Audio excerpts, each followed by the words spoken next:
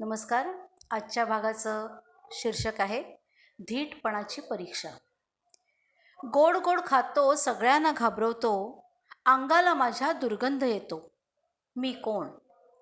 हा उखाणा मुलांना इतका आवडायचा की उत्तर माहीत असून देखील तो चान आणि तिची दोस्त मंडळी एकमेकांना म्हणायची, ए मला ते गोड गोड खातो कोडं घाल ना. उत्तर होतं, संडासात बसून पाव आणि गुळांबा खाणारा बागुलबुवा.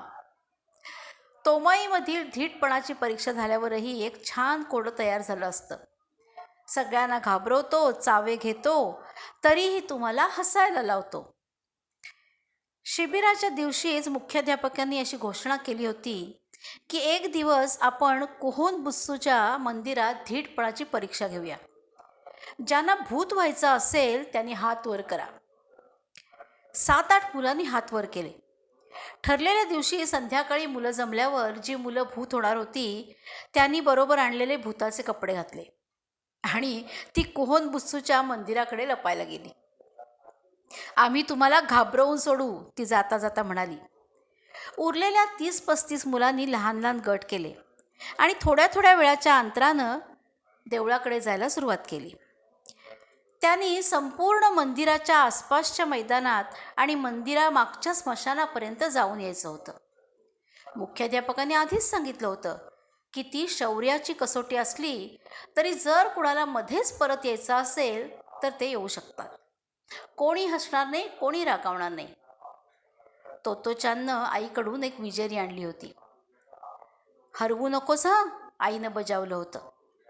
काही मुलं म्हणत होती आम्ही भूताला पकडूनच दाखवू, म्हणून त्याने फुलपाखरू पकडायच्या जाळ्या आणल्या होत्या. काहींनी भूतांना पकडायला दोऱ्या देखील आणल्या होत्या.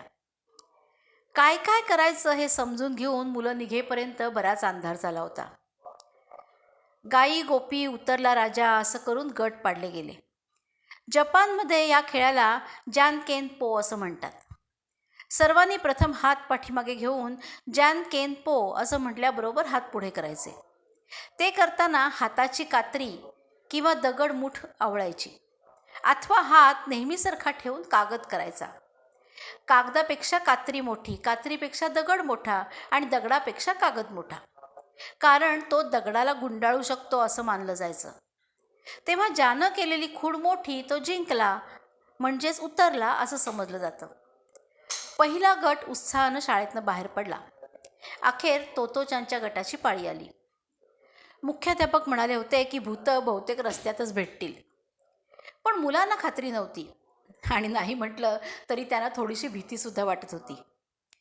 मंदिराच्या अंगणात गडद अंधार होता. चंद्राच्या प्रकाशामुळे खरं तर रात्र आल्हाददायक होती, पण आता कोणत्याही क्षणी भूतांशी सामना द्यावा लागेल ह्या जाणीवेनं कोणाचंही चित्त थाऱ्यावर नव्हतं. कोणीतरी किंचाळलं. अंधारात झाडांच्या सावल्या आणि पानांची सळसळ फक्त जाणवत होती. जमिनीवर कशाला तरी कुणाचा तरी पाय लागला. भूत, कोणीतरी ओरडलं. अखेरीस मित्राचा धरलेला हात सुद्धा त्यांना भूताचा हात वाटायला लागला. स्मशानाकडे जायचंच नाही असं तोत्ताेचाननं ठरवून टाकलं होतं, कारण भूतं नक्की तिथेच असणार होती. आणि खरं म्हणजे आता धीटपणाची परीक्षा म्हणजे काय हे तिला कळलं होतं आणि तिला तेवढंच पुरे होतं. गंमत म्हणजे तिच्या गटातल्या इतरांनी सुद्धा नेमका तोच विचार केला होता. तसं करणारे आपण एकटेच नाही याची खात्री करून घेत सगळ्यांनी पुन्हा शाळेकडे धाव घेतली. ते शाळेत जाऊन बघतात तर काय, त्यांच्या आधी निघालेला गटही तिथे पोचला होता. स्मशानापर्यंत जायला सगळेच घाबरले होते. त्याचवेळी डोक्याला पांढरं कापड गुंडाळलेला एक मुलगा रडत रडत त्याच्या शिक्षकांबरोबर आला.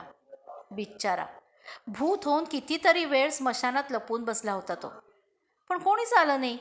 हळूहळू त्यालाच भीती वाटायला लागली. शेवटी तो तिथून पळून आला. रडत रडत रस्त्यानं येताना त्याला शिक्षक भेटले आणि त्याने त्याला परत आणलं. त्याची समजूत घालून त्याला हसवण्याच्या प्रयत्नात सगळे असताना दुसरं भूतसुद्धा रडत रडत तिसऱ्या एका रडणाऱ्या मुलाबरोबर आलं. त्या भूतानं कुणाच्या तरी पळण्याचा आवाज ऐकला आणि त्याला घाबरवण्यासाठी उडी मारली. दोघांची टक्कर झाली. भयंकर घाबरलेली ती दोघं रडतच परत आली. इतकी गंमत झाली होती आणि शाळेच्या सुरक्षित वातावरणात मुलं एकाच वेळी हसत होती आणि रडत होती. तेवढ्यात तोतोचानच्या वर्गातला मिगीता नावाचा मुलगा परत आला. त्यानं वर्तमानपत्राचा केलेला भूताचा वेश घातला होता. कोणीच आलं नाही म्हणून तो जाम चिडला होता. मी इतकी वाट बघितली. त्यानं डास चावलेले हातपाय खाजवत तक्रार केली. भूताला डास चावले कोणीतरी म्हटलं आणि सगळे हसायला लागले. मला वाटतं आता उरलेल्या भूतांना सुद्धा परत घेऊन यावं, 5वीचे वर्गशिक्षक मारुयामा म्हणाले. रस्त्यावरच्या दिव्याखाली घाबरून उभ्या असणाऱ्या भूतांना त्यांनी एकत्र केलं. काही भूतं तर घाबरून घरीच पळाली होती. त्यांना सगळ्यांना जमवून मारुयामा शाळेत घेऊन आले. पण त्या दिवसानंतर तोमोईच्या विद्यार्थ्यांना भूताची भीती कधी वाटलीच नाही. कारण त्यांना समजलं होतं की भूतांनाही भीती वाटतेच की नाही का. धन्यवाद.